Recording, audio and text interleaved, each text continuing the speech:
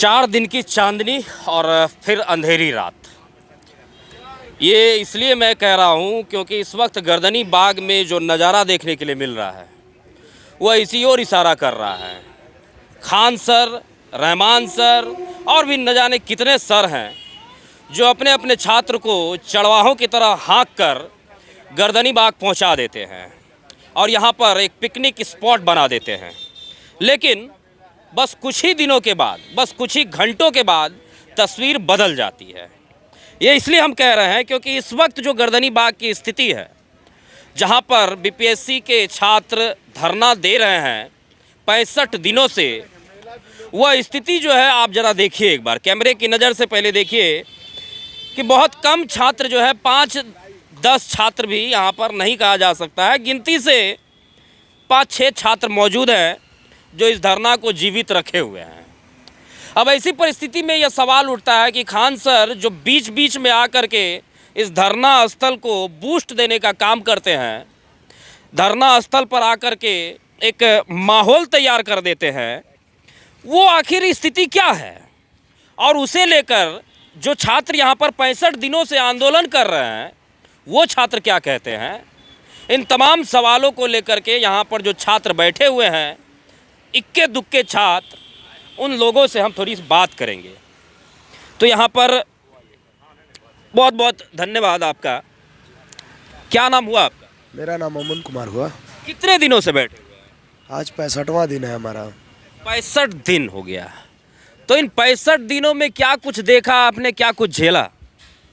अब ये भी बताने की आवश्यकता है कि क्या हमने देखा और क्या झेला। आप बताइएगा तो ज़्यादा बेहतर होगा ना। ऐसे तो मीडिया में दिख ही रहा है कि आप लोगों ने लाठी खाया, कि आप लोगों ने ठंडे पानी का फव्वारा अपने ऊपर खाया। कड़ाके की ठंड में जब लाठी शरीर पर चली होगी तो पूर्वा हवा आज बह रहा है, दर्द तो होता होगा। देखिए, उस दर्द की अनुभूति नहीं होती है। जिस जुनून से हम लड़ रहे हैं उसमें उस दर्द की अनुभूति नहीं होती कि हमें दर्द भी होती है।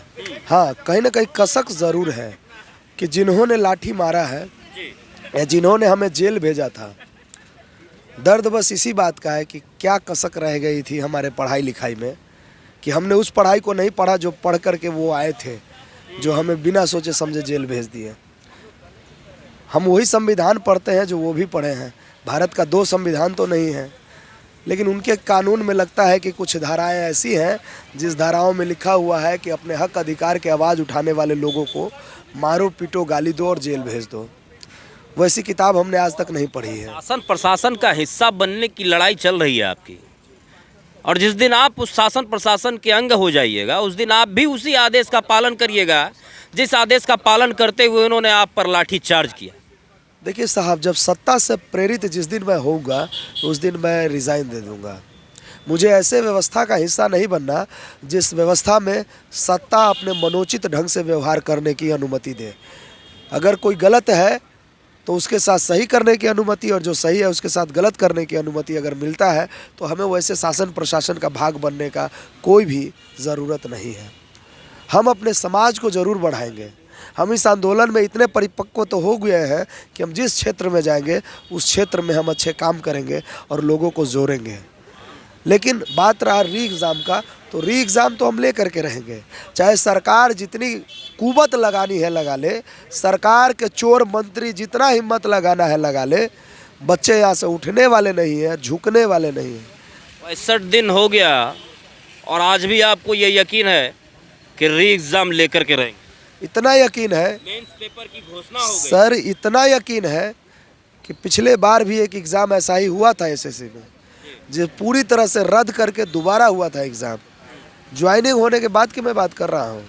तो इतना यकीन है कि भारत का सब व्यवस्था खराब हो सकता है, न्यायिक व्यवस्था खराब नहीं हो सकता है। भारत के व्यवस्था को 3 भागों में बांटा गया है, न्यायपालिका, कार्यपालिका और विधायिका। विधायिका से हमने उम्मीद छोड़ दी है, कार्यपालिक हमारे सुन नहीं रहे हैं, न्यायपालिका पर हमें पूर्ण भरोसा है। पत्रकारिता पर है या नहीं? देखिए ना, उसी पर कहता हूँ, एक बहुत अच्छा कहावत है कि तुम झूठ को सच लिख दो, अखबार तुम्हारा है। तो आज कुछ पत्रकार भी बिक चुके हैं, ऐसा नहीं है कि नहीं बिक चुके हैं।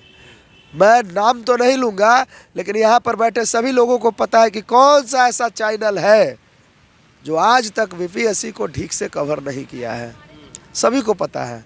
तो मैं वैसे पत्रकारों को कहना चाहता हूँ, जिस दिन बिहार का निज़ाम बदलेगा ना साहब, उस दिन आप बीपीएससी के छात्र को ज़रूर ढूंढोगे, और रात को जब सोते होगे तो चैन नहीं आता होगा कि काश हम भी गर्दनी बाग जा कर के एक न्यूज़ ज़रूर कर लेते हैं। अच्छा, ये बताइए कि वो मेला अभी ख़त्म क्यों हो गया? जो मेला आज से 3 दिन, 2 दिन, 1 दिन, कल तक दिखाई दे रहा था, वो मेला आज ख़त्म क्यों हो गया? हमें तो नहीं लग रहा खत्म हो गया है, आपको लग रहा है। तो अभी कहाँ है सब? कहाँ है अभी? खान सर कहाँ है? रहमान सर कहाँ है? जैसे कि डिजिटल प्रोटेस्ट की बात की गई थी कि 1-2 दिन हम लोग डिजिटल प्रोटेस्ट करेंगे, वो ट्विटर हैशटैग चलाने वाला। तो वो खान सर बहुत जल्द जो है बताएंगे कि क्या हैशटैग होगा, क्या किनको किनको टैग करना है ट्विटर पे, और उसके हिसाब से बच्चे करेंगे। ये प्रोटेस्ट को गाइडलाइन जो है वो खान सर दे रहे हैं क्या? नहीं नहीं, प्रोटेस्ट को तो आपने ये कहा कि वो बताएंगे किनको किनको हैशटैग करना है। हाँ, क्योंकि सोशल मीडिया पर प्रोटेस्ट के बारे में उन्होंने चर्चा किया था, इसीलिए मैं उनका नाम। चर्चा तो उन्होंने और भी किया कि उनके हाथ कुछ सबूत मिल गया है। वो सबूत क्या है? आप लोग धरना पर बैठे हैं तो आप लोग को जानकारी वो दिए होंगे ना कि ये फलाना फलाना ढिमका जो है हमको सबूत मिला है। सबूत मिला है तभी तो बीपीएससी ने डायरेक्ट नोटिस निकाल दिया, डर से। सबूत है तब तो डर से नोटिस निकाल दिया। मात्र 2 दिन कहाँ दहाड़े खान सर। तो वो सबूत मीडिया के सामने क्यों नहीं आ रहा? वो मीडिया के सामने नहीं, वो कोर्ट के सामने आएगा। अच्छा, और कोर्ट में जब आएगा तो जितने भी शिक्षक माफिया है और जितने भी ये सत्ता में बैठे चोर हैं या जितने भी आयोग में बैठे अधिकारी हैं, सब दांतों तले चना चबाते हुए गिरेंगे, देख लीजिएगा। तो इंतजार किस बात की है? होगा, हमारी लिस्टिंग कल हो जाती है तो हमारा हो सकता है कि हेयरिंग भी कल हो। जब होगा तो सारा सबूत प्रोड्यूस किया जाएगा कोर्ट में।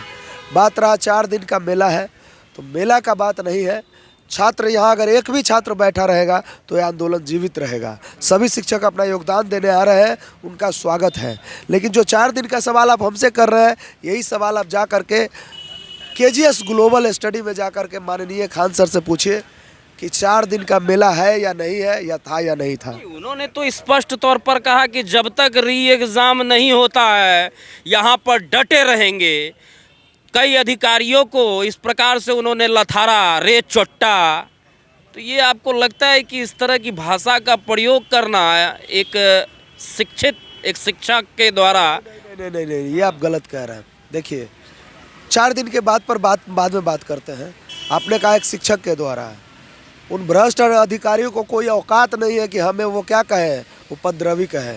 उपद्रवी कहने का मतलब आप समझ रहे हैं साहब, कि हम पर संगीन धाराओं में आरोप हो, हमने बस जला दिया हो, ट्रेन जला दिया हो, सड़कों पर आगजनी की हो, तब हम उपद्रवी होते।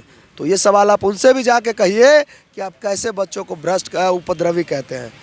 शिक्षक सिर्फ चोट्टा कह दिए। चोट्टा तो टीचर का एगो लैंग्वेज होता है, अरे चोट्टा क्या कर रहा है, ये तो बोलचाल की भाषा है चोट्टा, लेकिन उपद्रवी बोलचाल का भाषा नहीं है। ठीक है, तो आप उन अधिकारियों से भी पूछिए कि वो तो पढ़ लिख कर अधिकारी बने हैं, और जो अधिकारी बनने के राह में है उन्हें वो उपद्रवी क्यों कह रहे हैं। ये सवाल उनसे भी जाके पूछिए आप एक बार। बात रहा खान सर की कि उन्होंने कहा जब तक री एग्ज़ाम नहीं हो जाएगा तब तक मैं गर्दनी बाग रहूँगा, तो उनका कहना ठीक था, और कहीं ना कहीं आज भी वो गर्दनी बाग में ही है। उन्होंने एक रणनीति बनाई है, रचनात्मक कार्यों पर, विषयों पर कार्य कर रहे हैं। उसके बाद पुनः मुझे उम्मीद है कि वो, क्योंकि मैंने शाम को उनसे सवाल पूछा था कि सर फिर से बच्चे गुहार लगाएंगे तो क्या खान सर रोड पर आएंगे, तो उन्होंने कहा था कि बच्चों के साथ मैं हमेशा हूँ। तो फिर से हम पुकारेंगे और खान सर ज़रूर गर्दनी बाग आएंगे। और अगर नहीं आते हैं तो यही सवाल आप जाके खान सर से पूछिएगा। मैं मीडिया चैनल से कहता हूँ कि जो सवाल आप बच्चों से पूछ रहे हैं वो सवाल खान सर से पूछिए कि खान सर ने कहा था कि मैं जब तक री एग्ज़ाम नहीं हो जाता गर्दनी बाग में रहूँगा। तो खान सर का आगे इस पर क्या विचार है? मुझे तो लगता है कि आज भी खान सर गर्दनी बाग में ही है। लेकिन अभी जो स्टेज वगैरह बनता है, पीछे जो बनाया जाता है, वो आज दिख नहीं रहा है।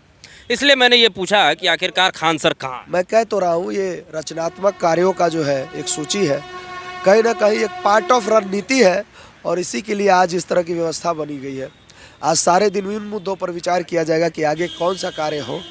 हमने रोड पर अपनी ताकत, हमने जो है गर्दनी बाग में अपनी ताकत दिखा दी, और आगे अपनी ताकत कहाँ दिखाना है, इस मुद्दों पर हमारी रणनीति बन रही है। हम बच्चों से संपर्क कर रहे हैं, जिले जिले जा कर के हम बच्चों से गुहार लगाएंगे कि अपने हक अधिकार की बात उठाओ। इन मुद्दों पर बात करने के पश्चात हम पुनः अपनी पूरे होशो और आवाज़ के साथ, पूरे ताकत के साथ हम अपने जनप्रतिनिधियों को भी घेरने का काम करेंगे, चाहे वो कोई भी हो, किसी भी पार्टी का हो।